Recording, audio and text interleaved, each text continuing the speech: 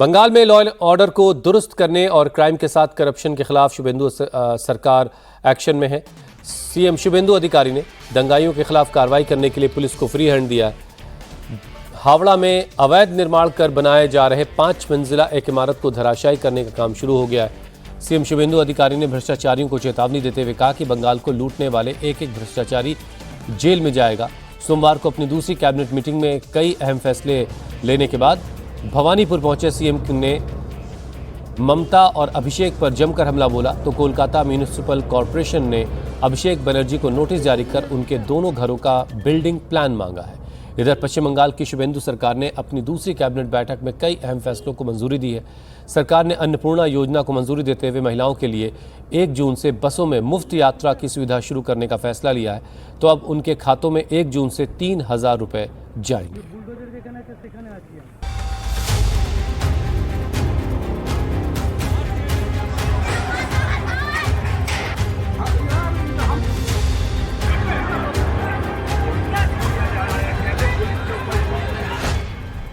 हावड़ा में अवैध निर्माण पर चलता बुलडोजर, शहर शहर अवैध पार्किंग के खिलाफ सरकार का एक्शन और पत्थरबाजों को सबक सिखाती शुभेंदु सरकार की पुलिस की ये तस्वीर बता रही है कि बंगाल में बदलाव का असर हो रहा है।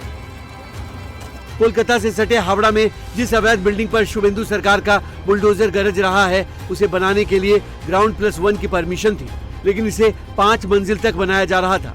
वार्ड नंबर 44 में शरद चटर्जी रोड पर हुए इस गैर कानूनी निर्माण को तोड़ने का काम शुरू कर दिया गया है। बंगाल में एक बार फिर से बुलडोजर एक्शन, और इस बार हावड़ा के शरद चटर्जी रोड पर इस वक्त हम लोग हैं और यहाँ पर जैसे कि देखा जा रहा है एक बिल्डिंग है जैसे निर्माण किया जा रहा था और इसके ऊपर ही बुलडोजर के जरिए इसको तोड़ा जा रहा है।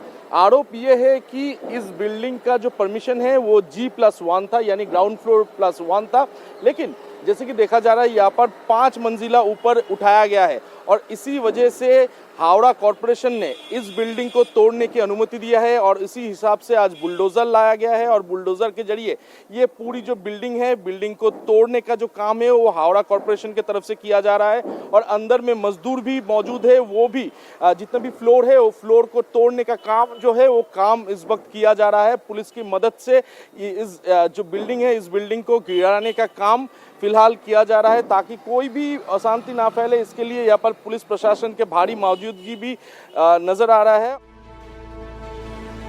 बंगाल का सीएम बनने के बाद से ही शुभेंदु अधिकारी एक्शन मोड में है। कोलकाता से हावड़ा तक अवैध कब्जे पर एक्शन जारी है, तो मुख्यमंत्री शुभेंदु अधिकारी ने पुलिस पर हमला करने वालों को भी कड़ा मैसेज दिया है। शुभेंदु ने आसनसोल के पत्थरबाजों से वसूली की बात कही तो कोलकाता के पत्थरबाजों को चेतावनी देते हुए कहा कि अगर दोबारा हिंसा हुई तो उनसे खतरनाक गृह मंत्री फिर और कोई नहीं होगा। पत्थरबाजी करेगा तो सबक सिखाने काम भारतीय जनता पार्टी का सरकार करेगा। और आसनसोल में फाड़ी में तोड़फोड़ कर दिया ना, 200% वसूली होगा। जो किया है उसको पकड़ से निकाल के करूंगा। আপনারাও কান খুলে শুনে রাখুন, এটা আপনাদের শেষ ঘটনা। এরপরে আর কোনো এই ধরনের অ্যাকশন আমরা করতে দেব না। যদি করেন আমার থেকে খারাপ কোনো পুলিশ মন্ত্রী হবে। एक तरफ शुभेंदु अधिकारी बंगाल में हो रहे बदलाव के खिलाफ हिंसा कर रही भीड़ से निपटने के लिए पुलिस प्रशासन के साथ खड़े दिखाई देते हैं, तो वहीं भ्रष्टाचार के खिलाफ भी ताबड़तोड़ एक्शन हो रहा है। सोमवार को बंगाल कैबिनेट की मीटिंग में कई बड़े फैसले लेने के बाद भवानीपुर पहुंचे शुभेंदु अधिकारी ने अभिषेक बनर्जी समेत तृणमूल कांग्रेस के उन 4 नेताओं के नाम भी बताए जिनके खिलाफ एक्शन की तैयारी है। छोड़ने वाला आदमी नहीं हूं हम लोग। बताओ 4 नाम।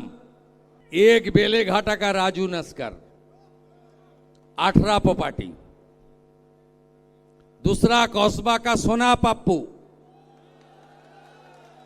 24 प्रॉपर्टी। तीसरा भतीजा Abhishek Banerjee, lips and bounce का 14, अपने नाम में 4, पिताजी का नाम में और भी 6, 24 प्रॉपर्टी। और चौथा नाम सुनना चाहता है? जावेद खान का बेटा 90 प्रॉपर्टी। ये लूटने वाला जैसे शांतनु सिन्हा विश्वास अंदर में है, सुजीत बोस अंदर में है, आने वाला दिन में सब भ्रष्टाचारी को जेल के अंदर डालने का काम कानूनी तरीके से भाजपा सरकार करेगा।